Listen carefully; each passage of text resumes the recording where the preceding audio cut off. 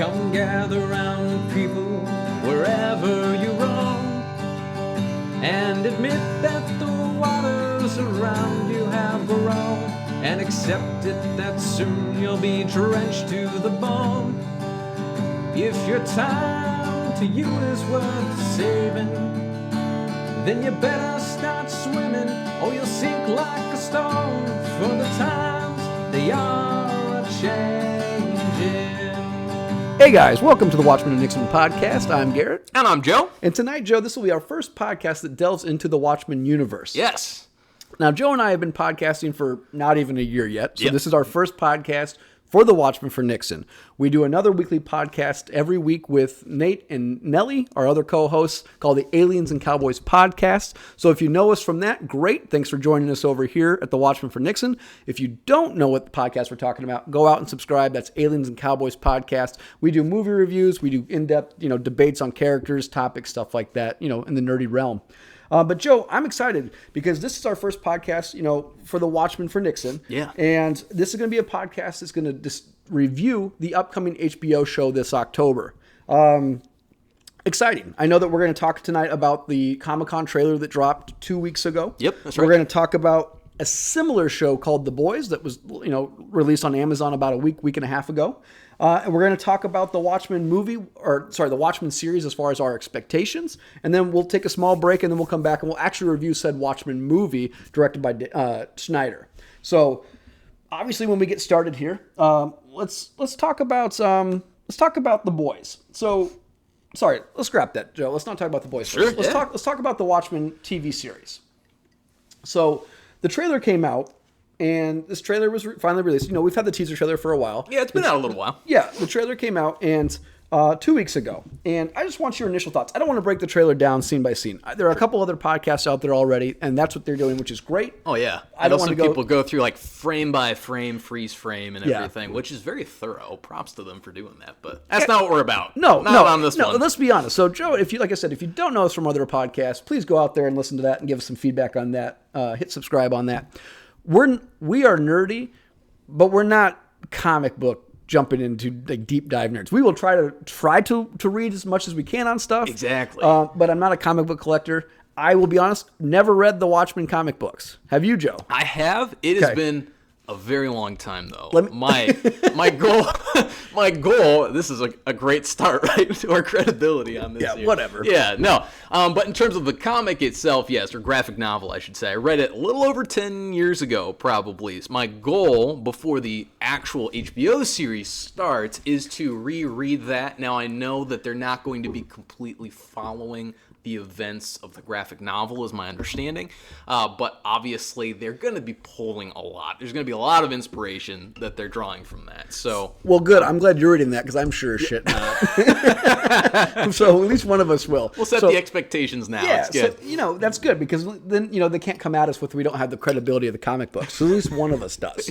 But no, and what I like about the upcoming show is that it's not married to the comic book or the movie. Yeah. And so some of the stuff will exist. And I feel like I have an understanding. I know that there are subtle differences or nuanced differences between the comic book and the movie, which we can talk about tonight. Yeah. But I do feel like from what I've read of the story, it's pretty accurate. I'm sure someone's at home screaming at me that, oh, this wasn't right, in this scene. Sorry, guy in your mom's basement. But definitely I feel like the movie was portrayed pretty close to the material. I agree. I think something that Zack Snyder does very well, and I know that he's caught some criticism for various things throughout his career, but damn, that guy can mimic and match, sometimes frame for frame, the graphic novel pages. He did this with 300. Yes. You can see snapshots out there of stills from the movie versus the stills from the graphic novel. Yes. Very similar with things from the Watchmen. Now, like you were saying, obviously they cut some things, which we'll get to a little bit later, and I'm actually pretty happy with the cuts that were made. So, especially on a rewatch, and once again, we'll get to the actual movie review a little bit later, but I still really enjoyed the movie. And I think Zack Snyder did a pretty damn good job of bringing that to life on screen. Absolutely. So, And I'll tell you, I know right now I think the ending with a almost like an atomic radiation explosion what is better than a giant squid monster. Yeah. So I'm okay. It translates, I think, a lot better to screen, especially with the story. I can't say it's obviously we're dealing with fantastical elements, so Sure. I'm hesitant to say it's grounded, but giant squid monster versus a device that mimics the power of Dr. Manhattan or an atomic explosion, like in a nuclear time bomb of going off. in a time of fear of nuclear war. Yes, that I think translates much better and Absolutely. more or less conveys the same thing, the same end result. I know there's some arguments against that. We'll get there later too, but still, I think it's a very successful way to make it a little bit more manageable to a broader audience. I would say. Yes. Okay, so before we started the podcast this evening, we obviously rewatched the trailer. Correct. What are your initial thoughts on the trailer? I'm really excited for it. I like the tone that's being set. I think it's very clear that they're going to be taking their own direction with this, but they're pulling a lot of inspiration from the movie, from what I'm sure will be the comic book or graphic novel, especially with, and I didn't catch this the very first time, we were just talking about this, on the rewatch of the trailer, it looks like, are those squid dropping? I think so.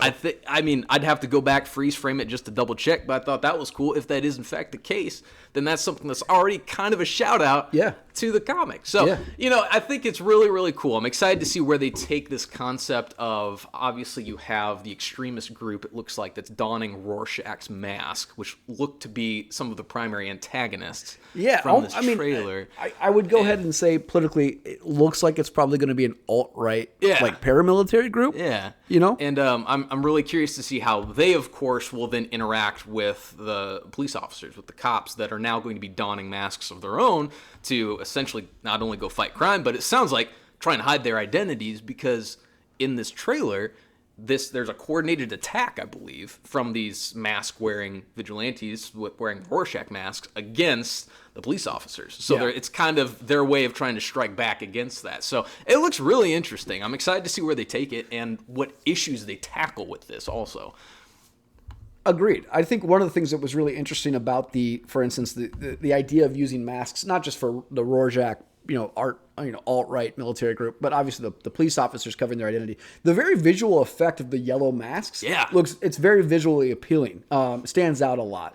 But it also kind of is interesting thing, this idea of everybody's wearing a mask in the show then. Your villains are wearing a mask. Your arguable vigilantes are going to be wearing masks. Obviously, everybody's concealing their identities. Yeah. Which let's breach that later when we talk about the actual movie itself. Okay, sounds good. Some of the stuff we did see in the trailer, though, we obviously saw Regina King. Her character is going to be Angela Abraham, and she looks like she'll be I would assume the main protagonist of the story, right? She seems like she's going to be like essentially almost like I want to say a night owl type character, that she'll be that main superhero or vigilante. I agree. Someone you can probably root for in a show that I'm sure will turn into the shades of gray of vigilantism and the consequences of people's actions. I'm sure she will. It's hard to say for sure. We're speculating, but I agree with you. I can see kind of a night owl figure, someone that you can feel pretty confident to root for. Yes, and I'm not calling her night owl, so I want to put that on the record. That there's the night, again, the night owl's flying machine or bird machine clearly makes an appearance. It's very possible. I think Don Johnson is flying that thing. Potentially that Don Johnson could be Night Owl. Maybe. We don't know who all these people are going to be. What we do know for confirmation is that Tim Blake Nelson will be a character named Looking Glass. Don Johnson is Chief Judd Crawford. We don't know if he's actually going to be a superhero. We do know that Jeremy Irons is going to play Adrian Veidt, or is going to play Ozymandias. Yes. Jean Smart is going to be Agent Laurie Blake, or Silk Spectre, we're assuming, because that's essentially who she is, taking the, basically the combination of her, her name plus her real father, Edward Blake. So a lot of, characters here. Obviously, it takes place Tulsa, Oklahoma. From what I can tell on Wikipedia, no internets or smartphones. Robert Redford is going to be the longest-serving president. I mean, here on the Watchmen for Nixon podcast, we're obviously big pro-Nixon fans. We're very big fans of the repeal of the 22nd Amendment. 22nd Amendment. So Nixon for life. But, it looks like it's going to be Robert Redford playing President Robert Redford, which is even better. He's going to be playing himself as president in an alternate reality. Obviously, it's going to be some violence. It looks like it's going to be pretty, I would say pretty action-packed. I can't tell if it's going to be a bloody show. Yeah, I don't know. I'm sure they're not going to shy away from it. Just being that it's an HBO show, of course, and what we've kind of grown to expect from that. But something I think is really interesting, and jumping ahead a bit to Watchmen, the movie, but kind of comparing that to what we are expecting from the show, I just thought it's really funny, kind of, not funny, but interesting to see how that was received in terms of Dr. Manhattan's, like, you've got the full frontal nudity. Yes. And now, fast forward 10 years later, Watchmen came out 2019, 10 years later where we're at, and now with the prevalence of HBO and how many shows out there embrace the sex and the violence, like, everyone's so desensitized to it, like, that's not even going to pop up on anyone's radar. That, you know, like, that Dr. Manhattan's walking around without any clothes on. Yes and no. I do still think a giant blue dong is going to radiate at people. Okay, because fair I think there are going to be enough. people that are going to watch the show just because it's on HBO that probably haven't watched the movie. Yeah, that's possible. I wouldn't say maybe a huge or a majority of the population, but I would say some of the viewers probably have not seen this movie. Yeah, and actually, there might be a bigger population than we think, because I mean, HBO's got a lot of goodwill, I guess you could say, in terms of the quality of their shows. Yeah. So there are going to be people tuning into this that this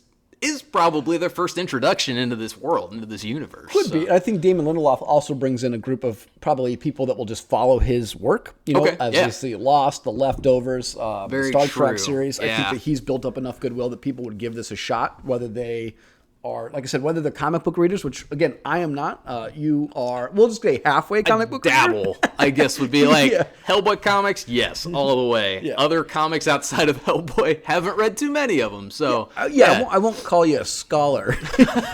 Just say, Yeah. you know, Exactly. It's like you ate a brownie once, you know. But no, I'm overall excited for this. What are your expectations? What are you? Again, we'll get into the movie later. What are you expecting on this show?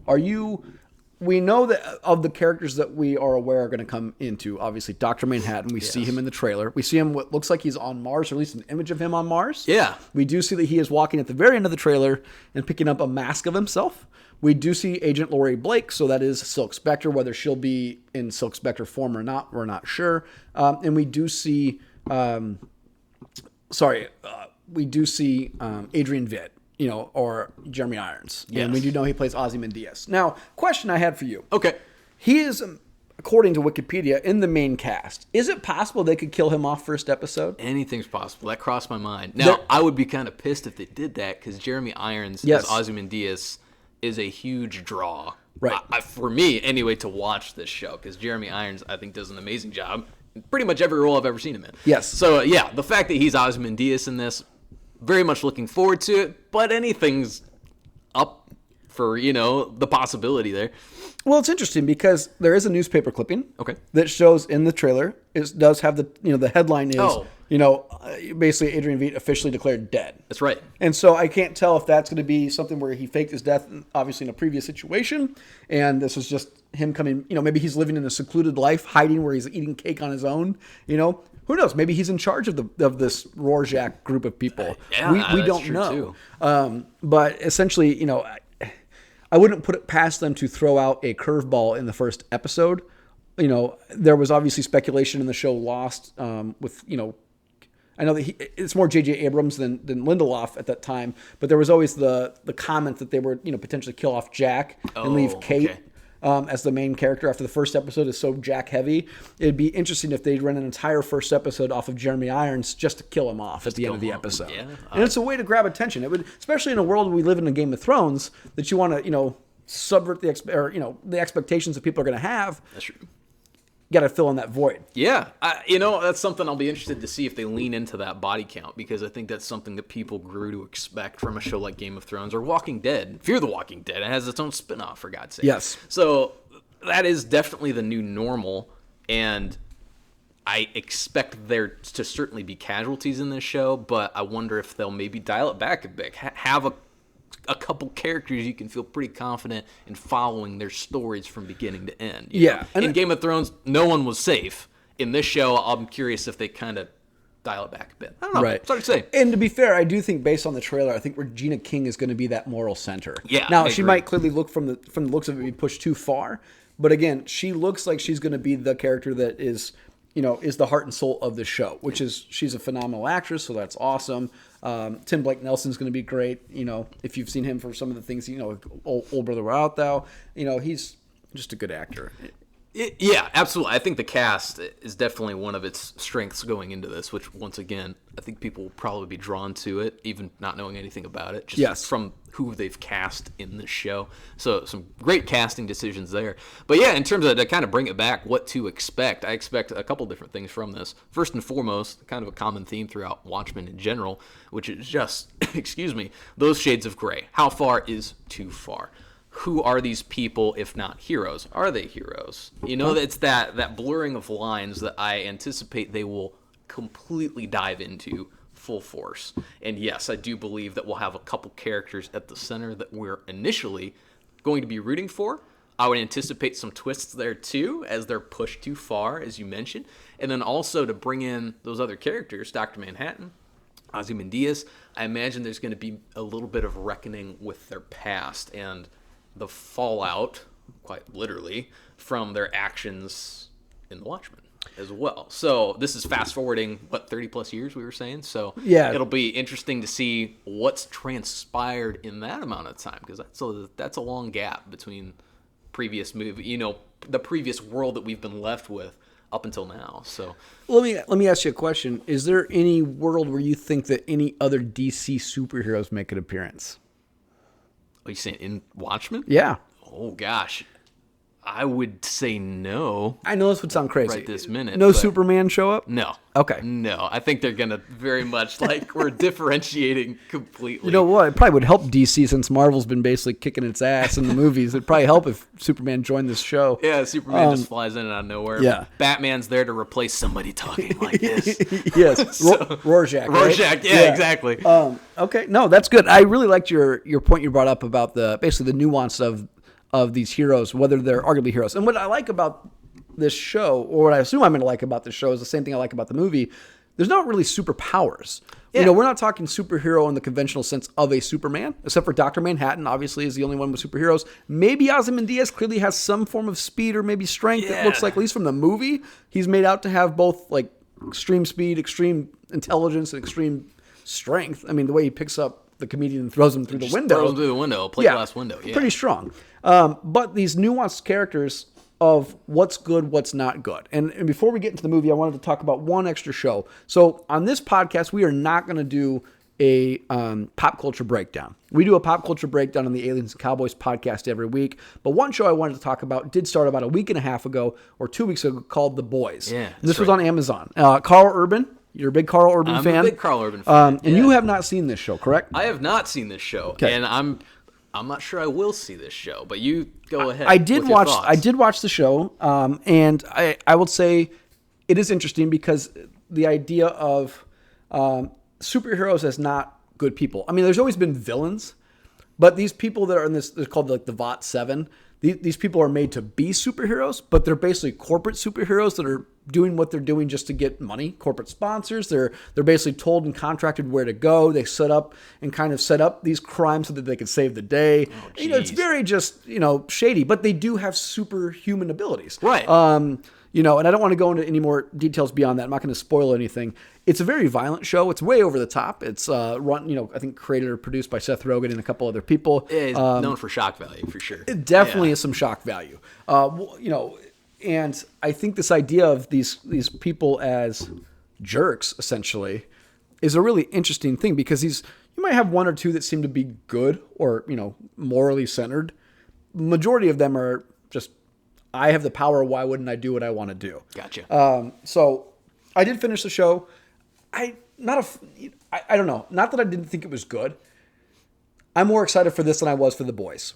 Fair enough. I think that The Watchmen is going to be better than The Boys. I think that the shock value is going to pull a lot of people in because there's a lot of gratuitous violence. There's a lot of gratuitous sex that obviously people want in place of a Game of Thrones style show. Right. But again, I think that The Watchmen will have enough to placate everybody, and the story will just be better. I think The Boys' story is just not as appealing, and it left a lot of holes. The ending was not satisfying. I don't know if I'll come back for season 2, but I wanted to see it because we're kind of delving into this realm now of this almost post-Marvel Avengers series where people are starting to say, well, what if superheroes are bad? What's that movie with the boy? Brightburn, right? Yeah. So Brightburn, The Boys, The Watchmen, all these ideas of, what makes a superhero. And that's why I like The Watchmen, because they're not superheroes for the most part. They're actually people. So the idea of vigilantism, and that's something I want to get into when we get into the movie. Other than that, before we get into our movie review, Joe, was there anything else that you wanted to speak on? No, nothing directly. And I guess just to piggyback off of your conversation about The Boys, once again, I have not watched it. I don't anticipate watching it.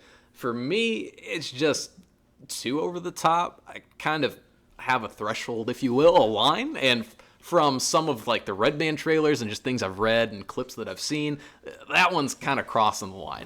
I anticipate the Watchmen show on HBO, of course, is not going to shy away from any of those things. What I do anticipate HBO to do better, and maybe that's unfair of me since I have not watched The Boys, but is to have that nuance that we often talk about. They're going to have the power of their storytelling, I think, is a through line that will help carry forward some of what undoubtedly will become violent scenes and things like that. So, something they caught a lot of flack for Game of Thrones, for some things on there that, frankly, they didn't need to show, right? Yes. So they definitely have, I think, crossed the line as well in the past from some of their shows, but I think they still have that nuance factor that I'm very much interested in seeing how the story itself unfolds and how they're able to tackle these issues, whereas a show like The Boys just kind of looked like it was intended to be as shocking as possible, and that on its surface just does not appeal to me. So yeah, I think with The Boys too is, again, the villains or the antagonists of the show aren't really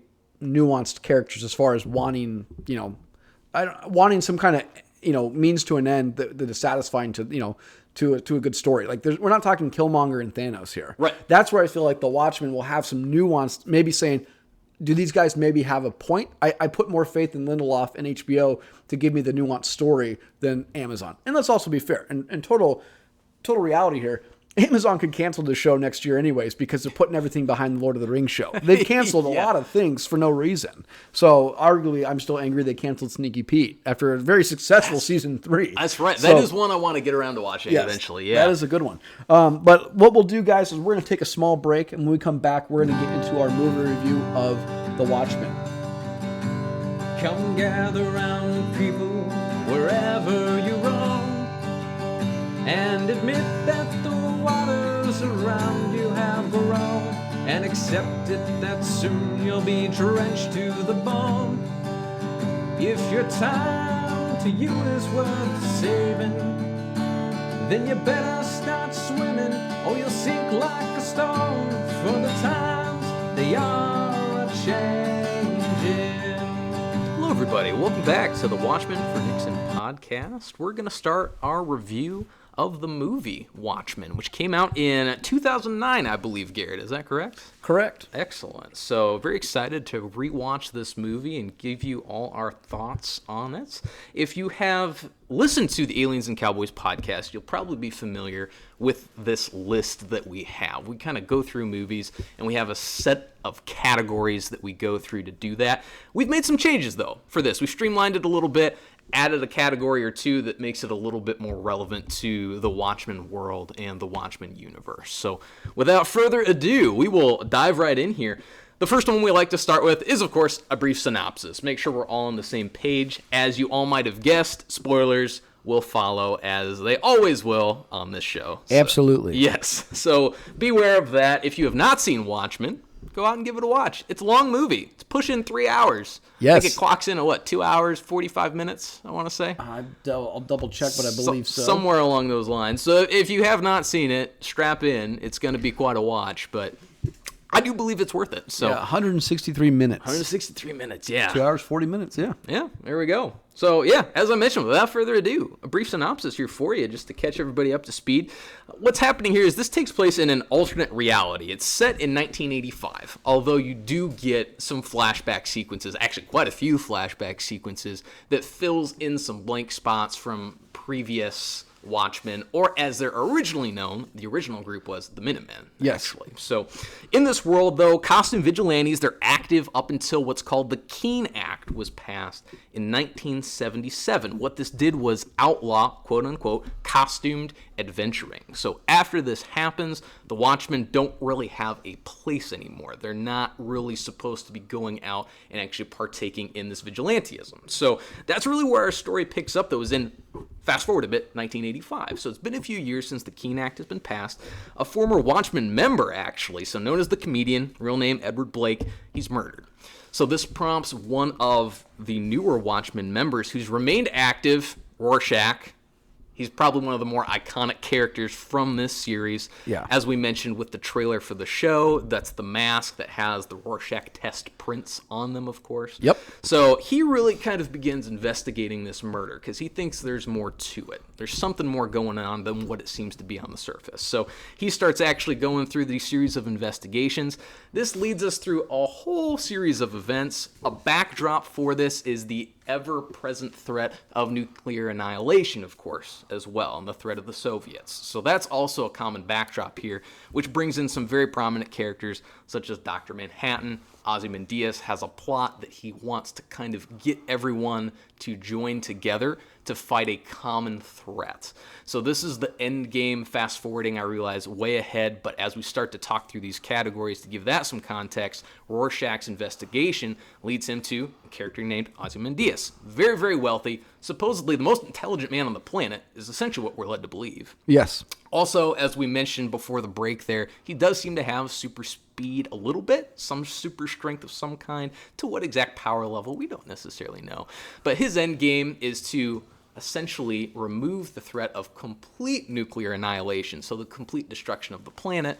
But his method to do this is to still kill millions of people in an attack that is designed to mimic as if Dr. Manhattan had done it. And his idea here is that it will kind of be a ceasefire between the Soviets and the United States so that there will be hopefully a lasting peace, but he does this once again by still killing millions of people. So Perfect. Great synopsis there, Joe. Thank Agreed with you. One thing that's kind of funny is I was just sitting here thinking about this. You know, the idea that we were debating whether Ozymandias has super speed / super strength, and I just thought to myself, we know he has super intelligence. correct. The way he is able to absolutely manhandle the comedian as another vigilante, hero, arguably, I would think he has to have some form of super strength or speed. Yeah. Because no way to think that as a fighter of the comedian's skill, who has been obviously a killer for almost his entire adult life, it seems like. Yeah, exactly. Since really, like you said, flashbacks. This movie really flashbacks to people's interactions with this particular character. Correct. He's kind of the benchmark as we go through time. Except for when Dr. Manhattan, changes into Dr. Manhattan, we're mostly following, Edward Blake through the times of the Minutemen, through the Vietnam War, and up through the present of 1985. Correct. Really. Yep. So, exactly right. But, I just think that opening scene where he basically, because spoiler alert, we find out that Ozymandias is the one that kills Edward Blake, Correct. The comedian, and that's what Rorschach starts to investigate. The way he's able to absolutely make that fight one-sided, he is almost superhero power. I mean, he's got to have superhero powers, correct? Would you think? At least in the movie, they're making you think that he does. Correct. And I think there might even be an offhand comment. I should have gone back and rewatched the scene because there is an exchange when they're talking about Ozymandias as they're like actually going to fight him, to encounter him at the end there. So yeah, that's something I should go back and just double check on because I think that's going to frame a lot of context to tie it back to the show. That's something we need to know. Like, how powerful is Ozymandias, regardless of his intelligence level, because that's a given, but his actual physical strength and what he's capable of doing. Yeah, I mean, let's be fair. He kills one, and he almost kills the other two until Dr. Manhattan shows up. Exactly. He's able to almost take out the entire group of the Watchmen. Yeah. Going back to your comment about Rorschach in his investigation, it's kind of funny because, almost conspiratorial. Very much Just so. the death of one particular human, not even a superpower, a superhuman, that comedian, right? He's just a regular person. Yep. And Edward Blake at that. We don't even, Rorschach doesn't even know he's a comedian at the time he starts investigating this murder. But he just assumes there's something conspiratorial about it. Really interesting. If he wasn't such a psycho, problem is we might not uncover these plots. Yeah. And he immediately starts going to tell all these other, former Watchmen members that, be on the lookout. Yeah. And, Absolutely. Kind of brings the story together. It really does. And that's a great point to bring up there because if he had not remained active, because that's what all this hinges on. Everyone else is pretty much retired. Keene Act was passed. They retired, stepped back into trying to live some semblance of a normal life.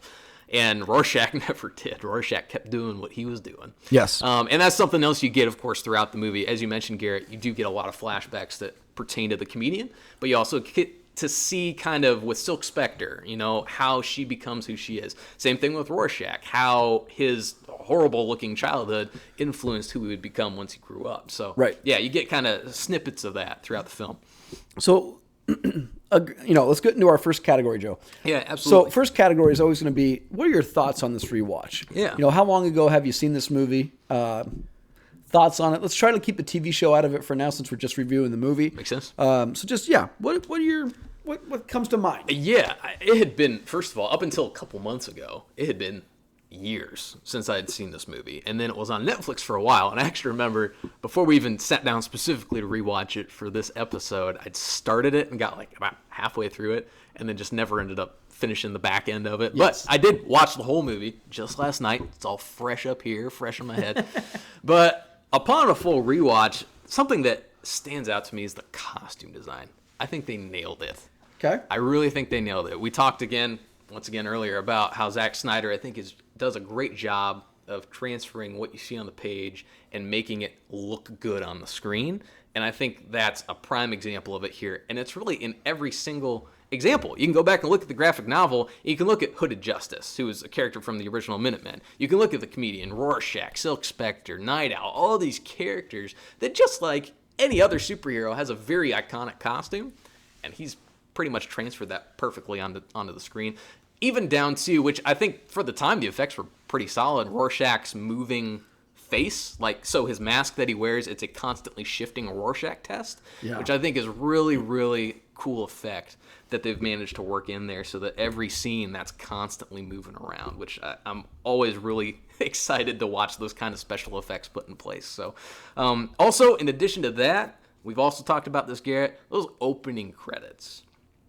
Those are some of the most effective, and I will die on this hill, probably some of the most effective opening credits I've ever seen, because what it manages to do is effectively set up the backstories for a lot of these characters and what's happened to this original Minutemen group and some of the people who will still become Watchmen later on too, without saying a word. It's all through the images that they're able to show. So you see original characters like Hooded Justice and Mothman and kind of what happens just based on little images of newspapers and those little kind of freeze frame, or I won't say they're stop motion, whatever effect they're using there though, to kind of convey what's happened in the past. That opening credit scene, phenomenal. Yeah, I agree with you. That's the best part of the movie. Yeah, pretty much. Not to step on our later categories. Yeah, favorite scene. It's all good. But it's the best scene in the movie.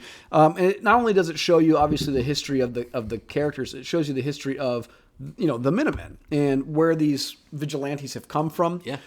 It shows you what some of them on behalf of working for the government, like the comedian, like Dr. Manhattan, have done. We talked about the Keene Act and how a lot of these vigilantes have to go into hiding. That's right. Well, 2 of them didn't go into hiding. 2 of them went into the service of the United States military. And they basically, obviously alternate reality, they unequivocally win the Vietnam War. Right? It's not even debatable. Shoots John F. Kennedy in the head. Yeah, that's right. Stops the Watergate scandal. Allows Nixon essentially to repeal the 22nd Amendment and become, president, which, again, Nixon for life here. Watchmen for Nixon podcast. Big fans. 4 more years. But again, that opening scene also tells you where we're going, because it starts to show you at the end how the people are turning on these vigilantes. And the reason why I like that the best, we talk, we're in real life here. Everything's superhero movies. Everything's superhero. We talked about The Boys earlier. We talked about, we've talked about Marvel, DC. Yeah, it's everywhere. Plus The Watchmen coming out. It's all about these vigilantes, superheroes. The idea that in the show or in the movies, you see the people holding up signs, we want our police back. That's right. They're wanting that culpability, because who watches The Watchmen? That's the right? big question. That, we obviously are going to watch it, but who, that was their question, is who's watching these superheroes, or these arguable superheroes? To the average person, the Watchmen probably were superheroes. Yeah, they've definitely got some advanced technology very clearly, especially with Night Owl's ship that he flies around, right? So you've got some of these things here. But I'm glad you mentioned that, because it does set up a precedent with that opening credit scene, that the fact that Dr. Manhattan exists is truly fantastical, even within the world of the Watchmen. Yes. We've speculated about Ozymandias and his power level, so he might be another rare exception there.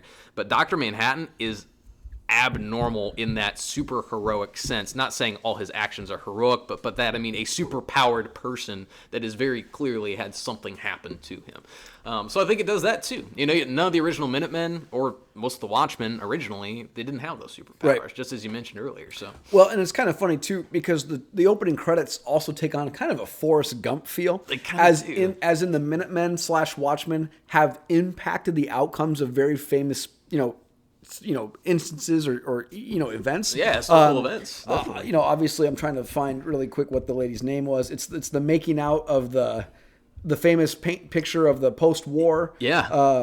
Let me see. I'll have to get her name here in a second. Sure. But I know exactly what you're referring to, though. Yeah.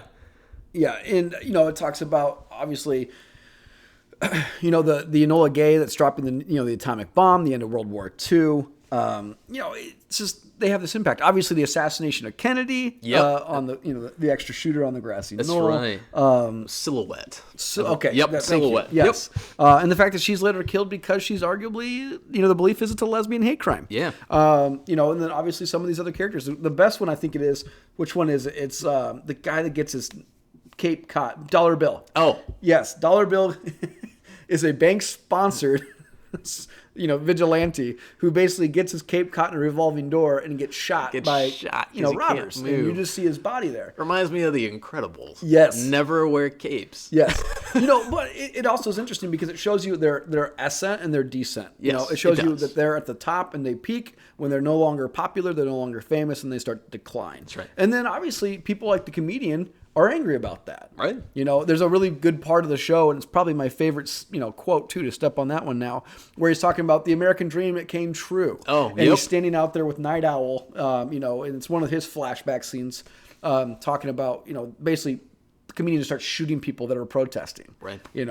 And we don't know those are rubber bullets. So essentially he's executing people. So, interesting viewpoint. My initial thoughts on this, I saw this in theaters. I enjoyed it. I was looking it up. Didn't really do as well on the box office compared to its budget. Okay, yeah. So not necessarily, I wouldn't say it's not successful, but it wasn't probably as successful as it would be today. Okay. In this post, basically Marvel universe.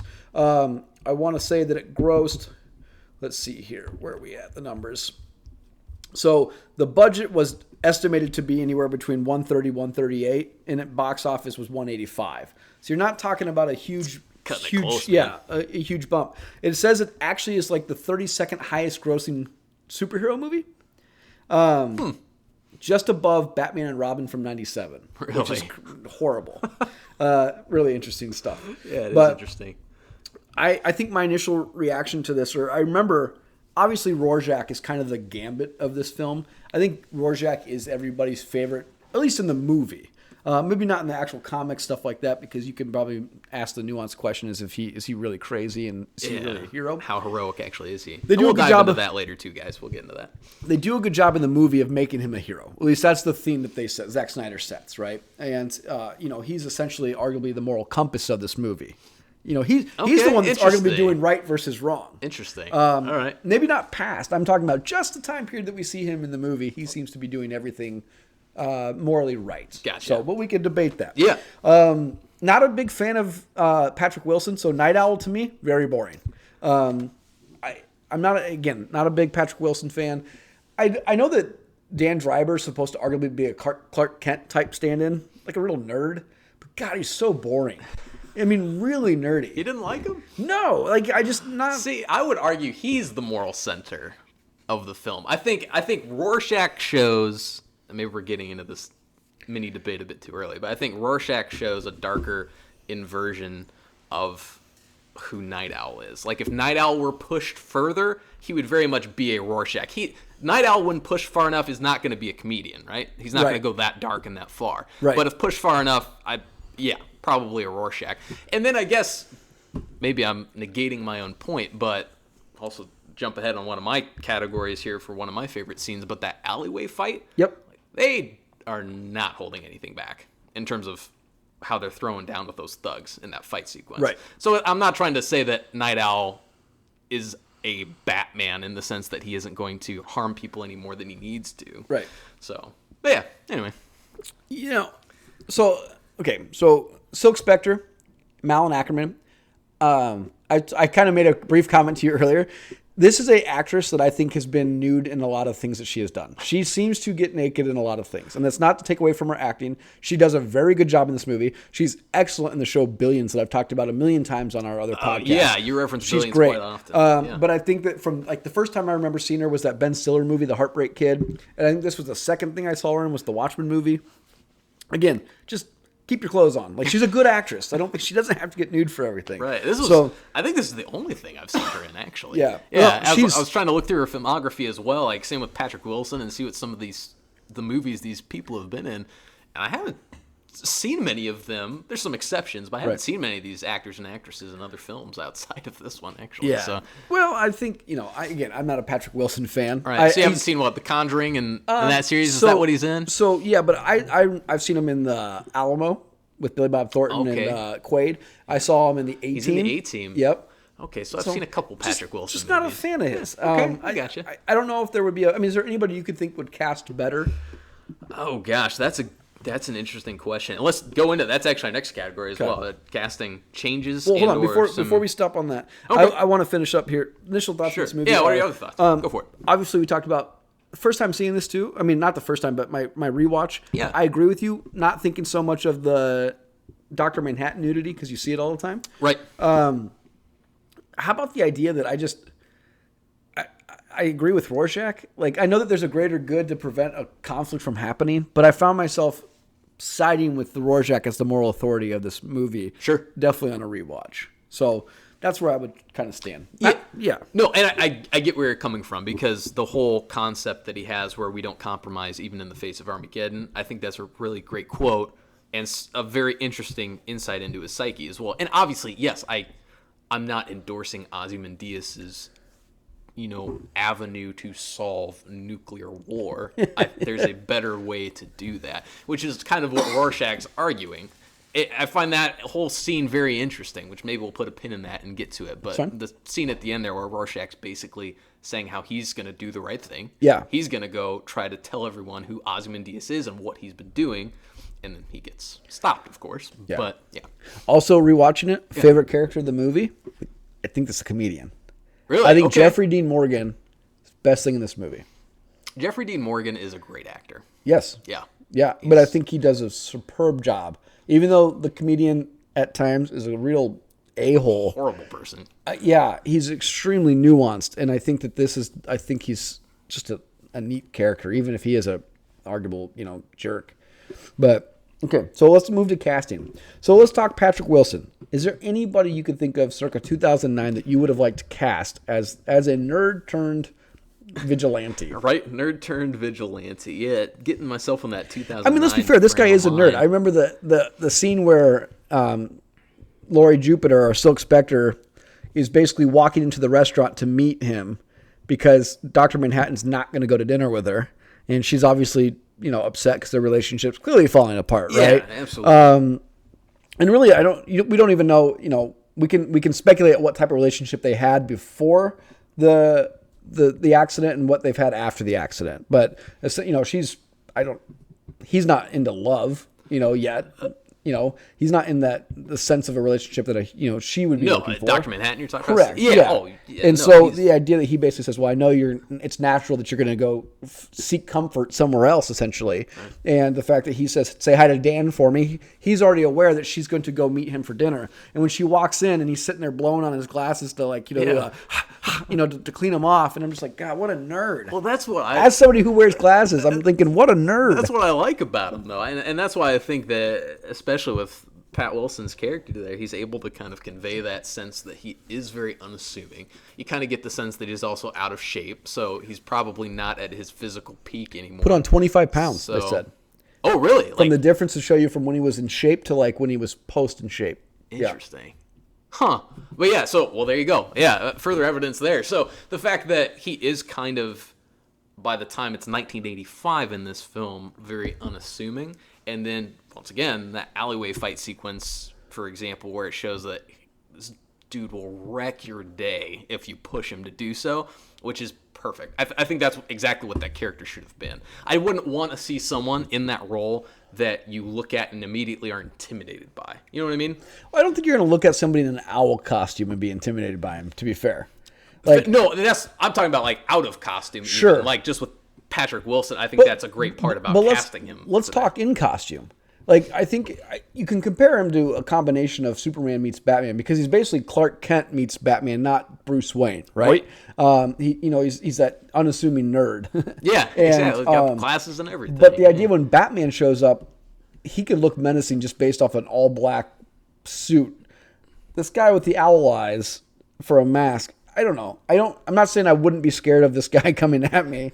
I'm saying I think there are some people that would not be scared of this guy with his particular costume. Yeah, that's fair. And I think a lot of it has to do with the little, I don't even know, the cowl, if you will. Yes. The little wingtips that kind of Yes. fly up off of it. No, I get it. Like, I'm not saying it's the coolest costume ever designed, but I think he does a good job. Okay. So, but how about you? Is anyone jumping out at you or anything you've read or seen that you think would be, oh, that person would have done a great job in this role? No, but to be fair, a lot of the actors in this, I mean, like the guy that plays Adrian Veidt.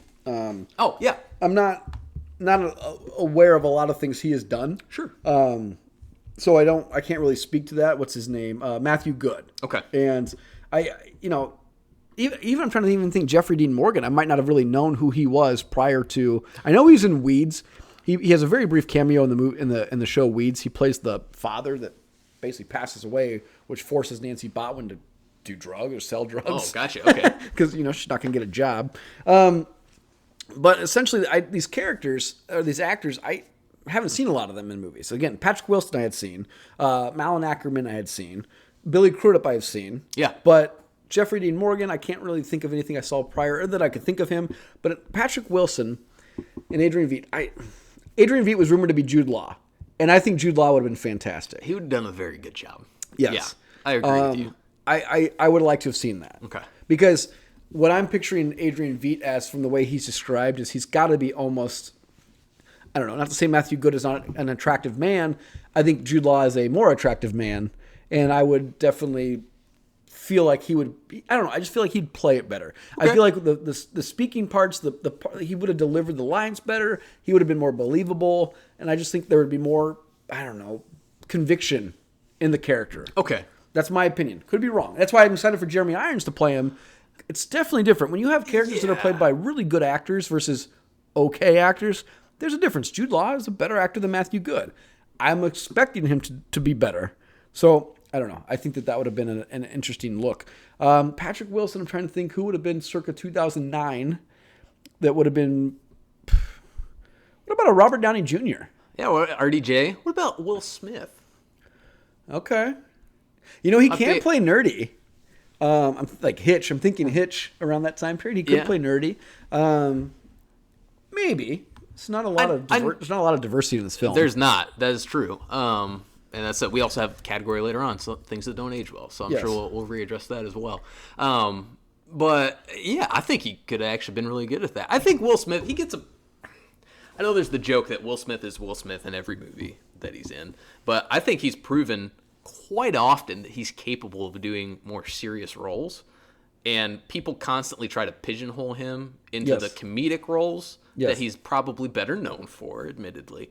But seeing him and the serious acting he's capable of doing, I think he's a really talented guy. So I think it would have been cool to see him in a role in this. I don't know if he would have been old enough to pull off this, because Malin Ackerman, seems to be in her 30s, and maybe he is at this time, but I don't think he's as old as Joseph Gordon-Levitt. Oh, okay.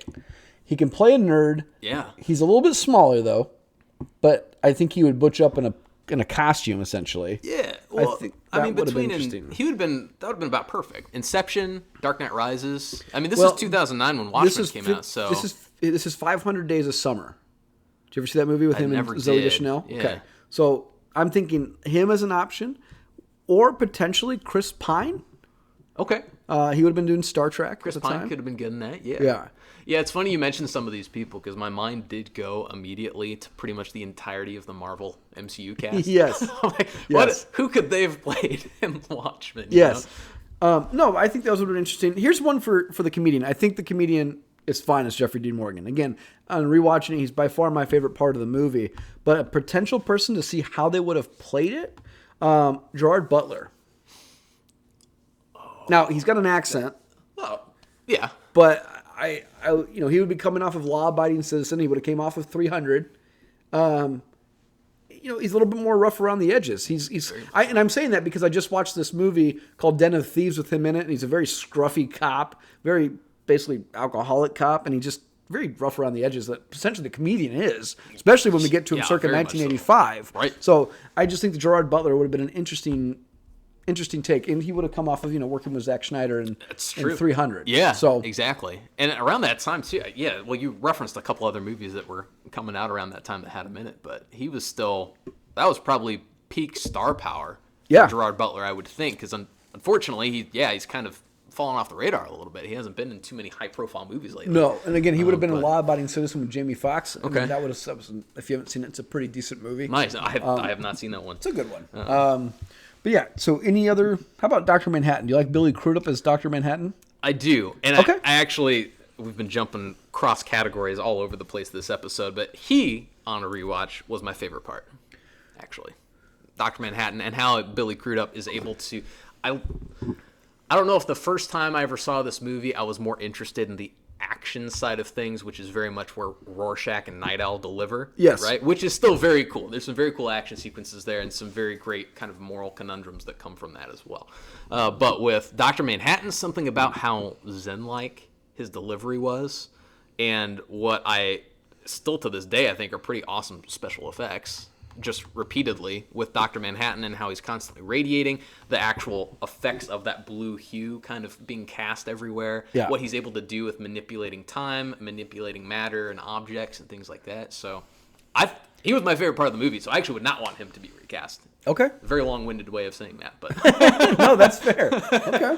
Yeah, and I think Malin Ackerman did a great job.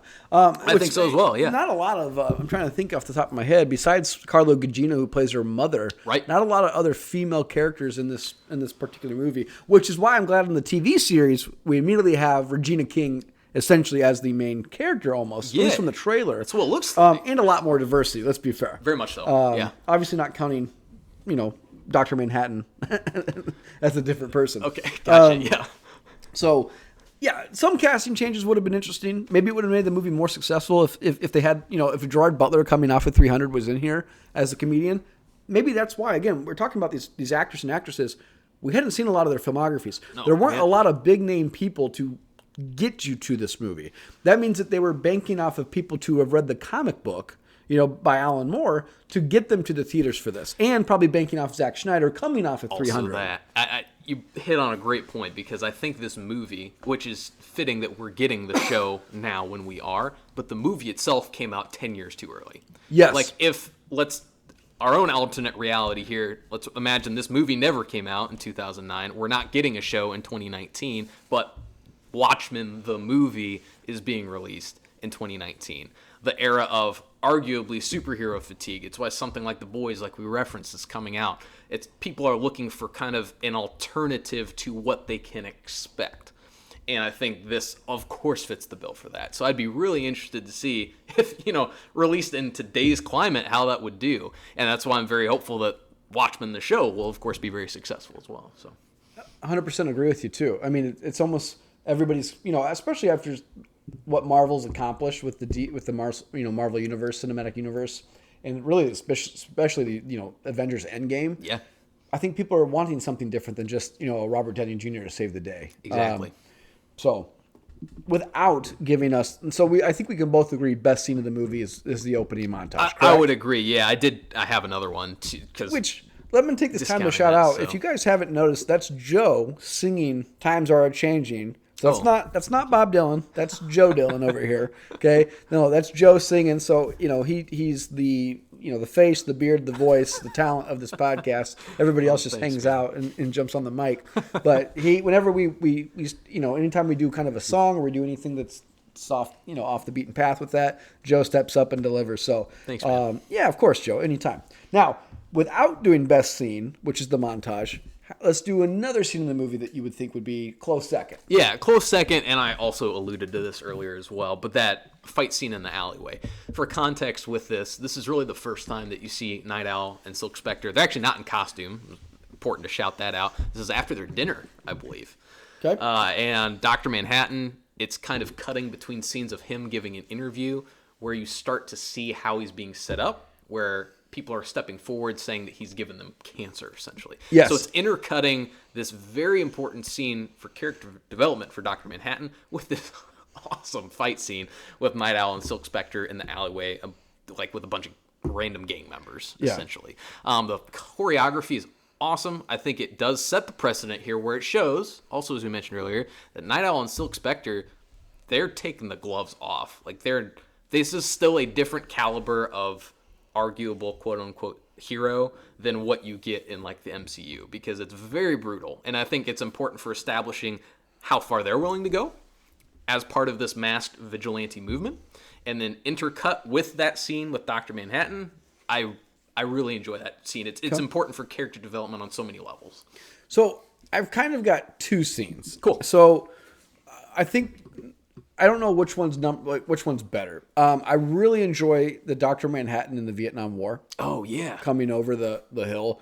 But kind of as a tail end to that particular episode, when him and the comedian are in the bar. So Dr. Manhattan, comedian, are in the bar, and the lady comes up basically telling Edward Blake, or the comedian, that she's pregnant with his kid, and that she needs money. And this kind of speaks to the reason why I like this is it kind of speaks to this character again.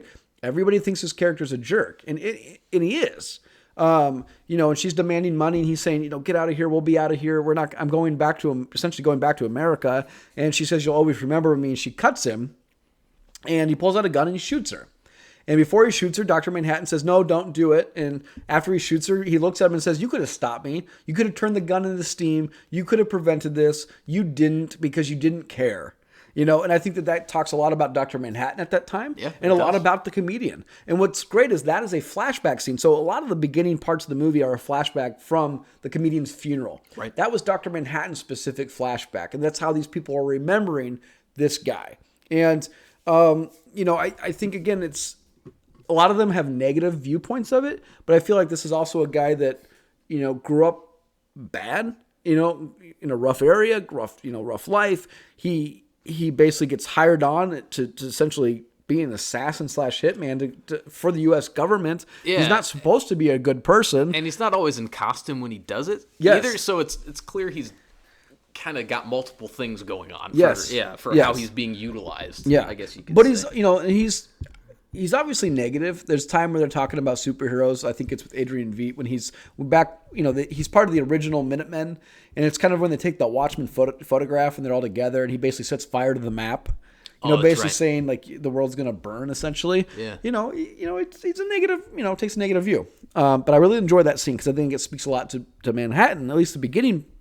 Part of Manhattan's film arc, and then obviously the comedian. Second of all, I really like because I think it's the most entertaining scene outside of the montage.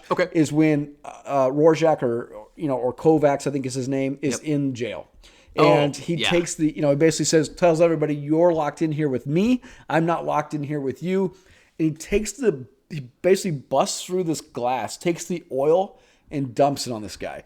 And to me, that's one of the most painful things I've seen in that film. Yeah. His skin's just basically melting in front of you as it's melting into his skin. Brutal. And I can't imagine what that pain would feel like. Of course, and then he obviously locks that guy's arms in place and they saw off the dude's arms. Jeez.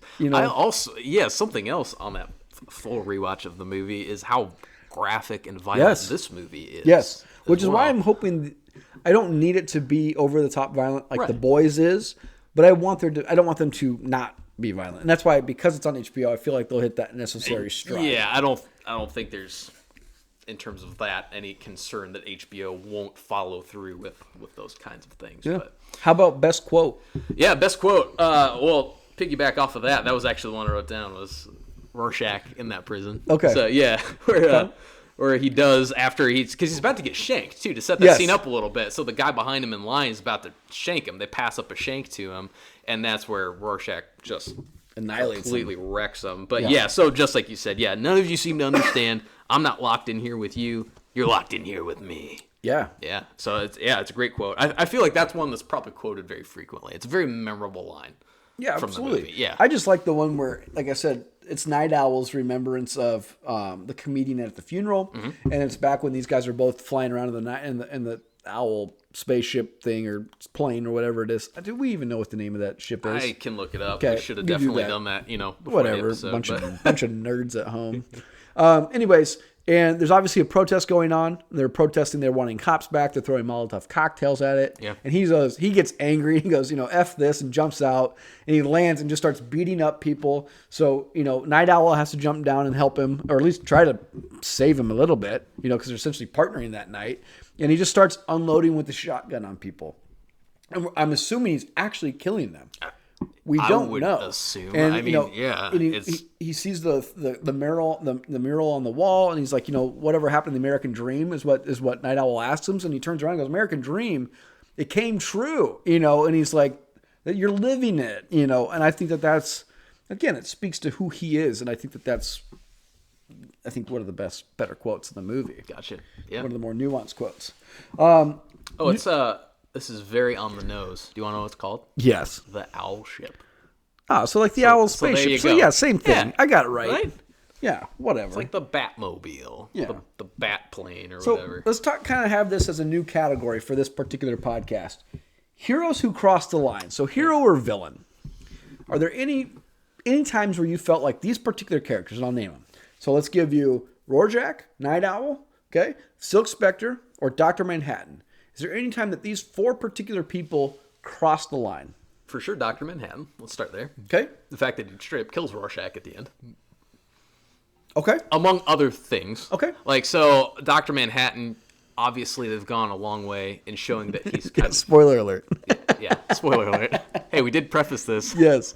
I think this is the only episode, I know this is the first official episode of Watchmen for Nixon, Yep. but on Aliens and Cowboys, I don't think we've prefaced a single episode with spoiler A alerts. single death? Yeah. No, we try to do we always do spoiler alerts after the death. After the death, yeah. Yeah. But a lot of them are older movie reviews, so hopefully you all would have seen them. if I you- digress. Anyway, Dr. Manhattan. So, yes, that's the most glaring one. The Okay. fact that this is somebody he's worked with for a long time, he knows on a personal level, and he just completely executes him. Why do you think he does that? Vaporizes them. This is interesting. I always interpreted the scene kind of on face value, where Rorschach is... So to set this scene up, too, Dr. Manhattan agrees with Ozymandias. Dr. Manhattan originally is going to stop Ozymandias. But after Ozymandias explains that this is the only way, at least that he can see, to stop complete annihilation, the concept of the greater good, right? This is the only way, regardless of how brutal it is, to stop complete annihilation of everybody on Earth, is to kill a lot of people, but have them come together to fight a common enemy. Right.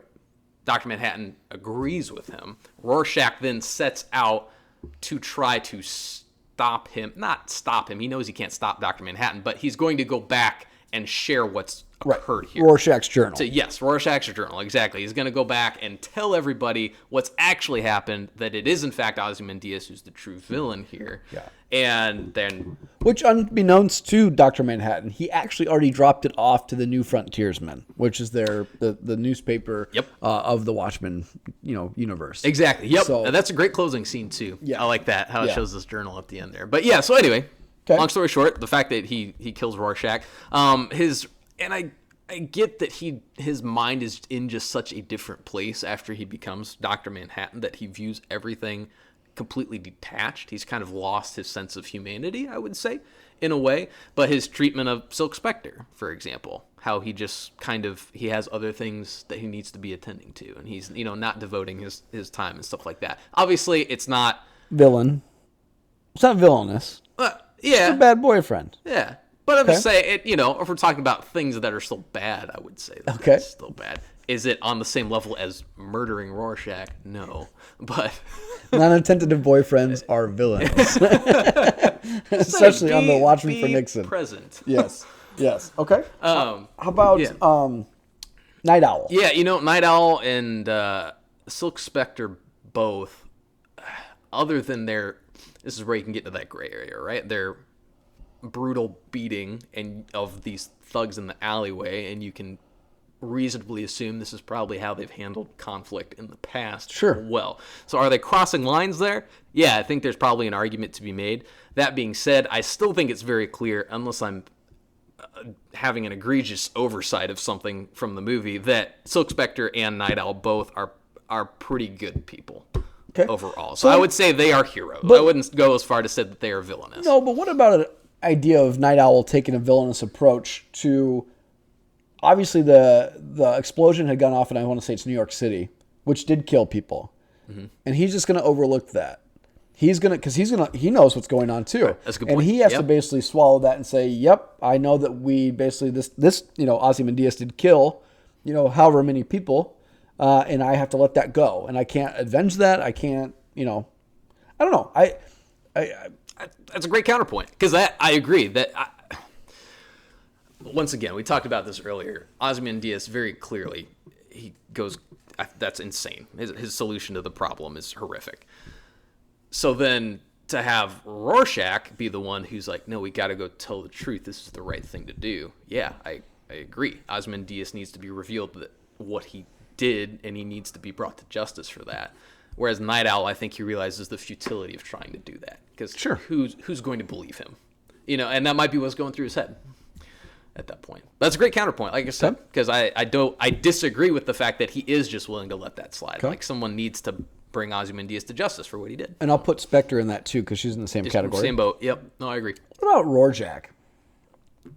Yeah, so Rorschach, once again, I guess kind of similar to how my perception of Night Owl and Silk Spectre is. Rorschach is hyper committed to what he is doing. Yeah. He views that what he is doing is the right path. Okay. And so therefore, has he acted in a way where he stepped the line unnecessarily, especially in other situations that we might not see? It's probably pretty reasonable to assume that. Yeah, but the film does a really good job, because I'm trying to think back. I don't think there's anything that he does in the film that is villainous to cross that line. Right. I'm trying to think as well. And he even talks about the tipping point for him, which is the darkest part of the movie. Yeah. It's hard to watch. Yeah. And it's where you kind of get the sense that, at least this was my interpretation of it, prior to the murder of this little girl, that he's trying to solve the case for who murdered this little girl. You kind of get the impression that maybe he did do more of the, like, capturing bad guys and bringing them back to have justice served to them legally, right? And then after this horrific murder of this girl, he then is like, no, this is bullshit. I'm just going to end this here and now. Like, these people, these criminals, these murderers don't deserve to be brought back for justice. I'm going to end the problem here. He goes full Judge Dredd, right? Like, he's judge, jury, and executioner on the spot. I am the law. I am the law. Yeah, that's what he does. Okay. And it absolutely, I think you're in the same headspace as Rorschach at that point. Like, that murderer, you don't feel bad for the guy by any means. Right. So yeah. Okay. What are your thoughts on all that, though? Well, for the characters you've brought up thus far. So, I understand the greater good argument. So I don't want to say Dr. Manhattan killing Rorschach is villainous. I think it's one of those things where Dr. Manhattan gives him the choice, and I think that Dr. Manhattan is in a tier, or living in a plane of existence that it's whatever's logical. And he's not going to understand, he barely understands something like love. And it really takes him going to Mars with Silk Spectre to realize how she was able to still, like, be born and raised by her mom, and being Edward Blake's daughter, and having to deal with that before he can kind of understand the concept of life. So I think he basically says to, Rorschach, this is what needs to happen to prevent more life from being destroyed.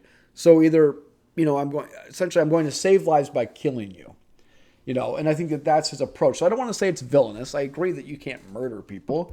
But I think that if I can accept him doing that to Rorschach, I have to accept Night Owl and Silk Spectre allowing that to happen as well. So I don't want to give them passes. Again, I think it's surprising that Rorschach is probably the only person that's actually not stepping said villainous boundary. Unless we're just saying that a guy on the top 10 most wanted is a vigilante that's clearly breaking the law, then we can say that. Right. But I think as far as his actual actions in the movie that we see, he's pretty above board on everything.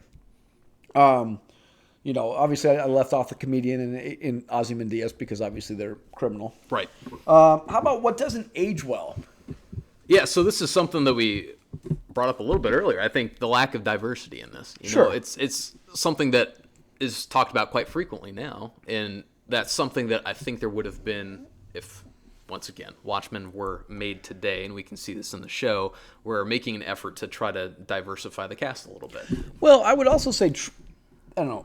I think that the treatment the women get in this movie, for the most part, are also a little rough, right? You have the Edward Blake attempted rape on Silk Spectre 1. Yep. And then which Hooded Justice interrupts, which is kind of, it's not obviously a funny scene, but when Hooded Justice walks in and it's like, what are you doing? And like his accent, and he just starts beating the crap out of the comedian. Yeah. Because, he's essentially punching her, and he's beating her up prior to that. Obviously his interaction with the lady from Vietnam. He just executes her. Right. We can assume that maybe she was also potentially a rape victim. He doesn't seem like he's not above board on that. So and obviously dealing with Carlo Gugino as Silk Spectre is obviously alcoholic. Misses her, obviously. Obviously the silhouette and her lesbian, murder. Yeah. So I don't know. It doesn't do well with the female character. Hopefully, obviously, that will be rectified in the series, which I think it will. We've obviously discussed that ad nauseum. Agreed. I think the other thing that doesn't necessarily age well, I don't know. It's a trope. It's the idea that these are DC comics that that they take and choose. So to me, obviously, Night Owl, just being a Clark Kent / Batman. Instead of being a Clark Kent Superman, he's a Clark Kent Batman. Gotcha. So I like the idea of him not being a billionaire. I think that's something that actually ages very well. Is that these guys aren't wealthy vigilantes? Yeah, I like that. I really like Jackie Earle Haley too, being the actor that plays Rorschach. I think that's really fantastic. Yeah, and same thing with Jeffrey Dean Morgan. I think if they were to do that story today, though, I think the comedian gets a little bit more nuance. I don't think he's portrayed as such a villain in the movie. I think he'd question it. I think he'd have that Killmonger approach to things. Like, does he? Okay. I think they'd give him a little bit more, more sauce there. Okay. More seasoning. I was wondering if maybe they'd actually take the opposite approach to that. Honestly, make him more of a villain. Yeah, make him more of a villain. Obviously, the idea that toxic masculinity and those kind of things that they're starting to kind of bring to the forefront in a lot of what we see and a lot of what we watch. So clearly, we're seeing two opposite sides of that. You're thinking maybe they would have given more nuance. I think maybe they would have leaned more into how horrible of a person that he is. So, okay, I don't think you're wrong. I think that you bring up a very good point on that. I think the reason why is obviously the nuanced villains are obviously something people want. Again, Killmonger and Thanos were very popular because there was a reason for them doing what they were doing, arguably, whether we agreed with it or not. I think the fact that Adrian Veidt is existing as that villain that basically just seems to be doing this for power, trying to see if he could outsmart Dr. Manhattan, essentially, which I still don't understand how that... I don't think that ages well. I know that his character is the smartest person on the planet, and maybe it's simply that he can understand the human beings because Dr. Manhattan is so involved in logic and above that he can't contemplate that. Potentially, that's the only thing I can justify in my head. But other than that, there's no reason why Ozymandias should be able to outsmart Dr. Manhattan. Exactly. And here's... I'll try to keep this to be the only part from the graphic novel that we bring in, but I do think as obscure as the giant squid monster would have been, it solves a little bit of that. Okay. Because the idea in the original, it's this outside threat that is not tied to any nation on the planet. The fact that it's an alien incursion. Okay. And everyone needs to band together to kind of fight back against it. All right. Whereas you're absolutely right. In this, it's like, well, how does this technically come together? It works for the movie, and I still think it translates better than showing people a giant squid monster at the end of Watchmen, the movie. But having an alien invasion kind of be the concept there of why nations need to set aside their differences and come together to fight, I think maybe makes a little bit more sense, quote unquote, than kind of coming together to stop Dr. Manhattan and then subsequently Dr. Manhattan's observation or viewpoint Okay. on Ozymandias. So. I'll tell you something else that ages well though. The use of Soviets as the villains. Yeah. Like as the antagonists, like it's in the in the background. In the background, It's really yeah. interesting. It's It's very kinda apropos. The doomsday clock that's constantly ticking down, Yeah. counting down. Yeah. So you and I have different people for this. Who wins the movie? Yeah, you're right. We do. For me, it was Billy Crudup, Dr. Manhattan. See, I'm going to go with, I think Rorschach wins the movie. Okay. I think because there are a lot of people that didn't know who Rorschach was, obviously, as a character. There's a lot of people that could point him out now. And Yeah. granted, the mask is very obviously telling of who his character is, but I think that people are looking to see what the Rorschach character becomes, even though I know he's dead, coming to in the series coming up. But I think that they want to know how this, mask gets basically, taken on a life of its own in this form of this resistance movement, essentially. Right.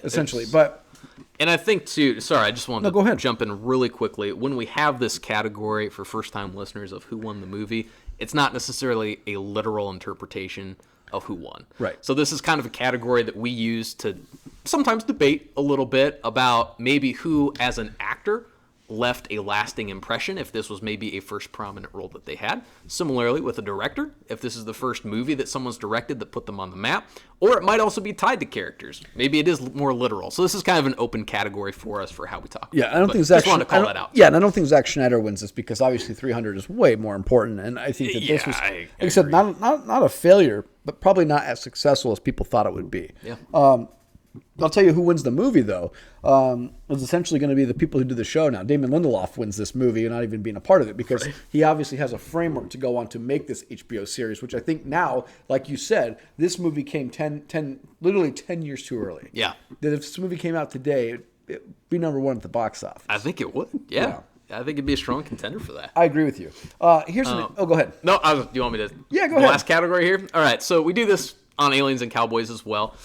Also for first-time listeners of this first episode of Watchmen for Nixon, Garrett especially, big Walton Goggins fan. Goggonite. Goggonista. God, there you go. Yeah. Goggonologist. Goggonologist. Yes. Yes.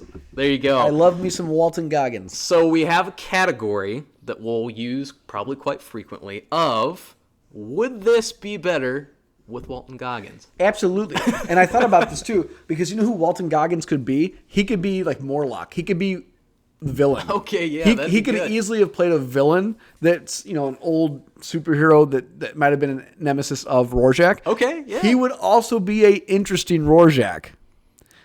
I want to throw that out there. Oh, he would make a great Rorschach. He would be an awesome Rorschach. Dude, great call out. Yes. Yeah. If you know him from his work from Hateful Eight, obviously, since you guys might not know, Joe and I are huge Justified fans. Yeah. It's probably the most underrated television show that has ever been. Agreed. And his Boyd Crowder is, unbelievable, unmatched. And I almost think if you put Boyd Crowder in the Rorschach mask, granted, he's not going to be as rough in the voice and everything, but just the mannerisms and the vocabulary he's going to have, Right? Phenomenal. A phenomenal take. It's the whole. It's impossible for me to hear Rorschach in Watchmen speak without thinking of Christian Bale's Batman. Yes. They both talk like this. Yes. And it's kind of over the top. Yeah. Whereas I think Walton Goggins would have been able to still be menacing and intimidating, but not quite vocally over the top. No, but I think he would have been more menacing. I think because he would be able to be more like, this will sound weird, more seductive in a way to catch you off guard as this guy that wears a trench coat, top hat, basically, overcoat, kind of smaller person. Yep. I think that he Very would true. have been a very interesting, dialogue. First off, the dialogue would have been way better because Walton Goggins is just phenomenal. Right. You can catch him on the upcoming Righteous Gemstones, which would be great. Yes, that's right. Yeah, essentially this movie would, of course, be better with Walton Goggins. Of course. Yeah, absolutely. Perfect. So, Joe, this podcast episode probably went longer than our other podcasts will go. So, apologies. Probably This is so. probably pushing close to 2 hours, guys.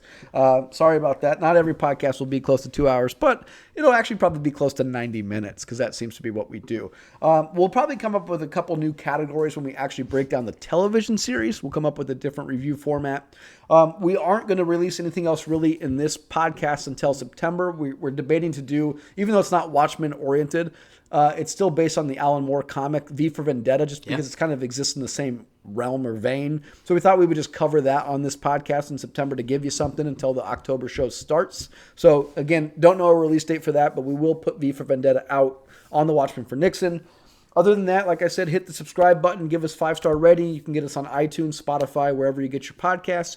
If you want to see us weekly, get us on Aliens and Cowboys podcast. We do movie breakdowns. We do television series discussions, pop culture discussions. We do interesting debates. We have basically we have an archive full of shows and movie reviews, Joker versus Joker debate. Yep. We do our first episode is probably not our best production value, but it's still still some of our favorites. We discuss the breakdown of the government of Star Wars, going from the Republic to the Empire, and what mistakes were made by key characters along the route. Pretty interesting. It's a 90-minute dissertation on that. Yep. But, we like I said, we do that weekly. Next week, we will be reconvening all of us together, our other co-hosts with us, and finishing up a Taylor Sheridan trilogy with the movie Sicario, which we're pretty excited about. So, and then we have some other movies planned going forward till the end of the year. And again, in October, we're going to be here every week for the Watchmen for Nixon podcast. And we'll be back in September for V for Vendetta. Absolutely. Anything else to add, Joe? No, that's perfect. Man. Perfect. Like I said, go out, subscribe, hit the 5-star button, tell your friends, tell your mom. That's Aliens and Cowboys podcast and Watchmen for Nixon podcast. Until then, we'll see you guys next week on Aliens and Cowboys and back in September for V for Vendetta. So cheers. Cheers.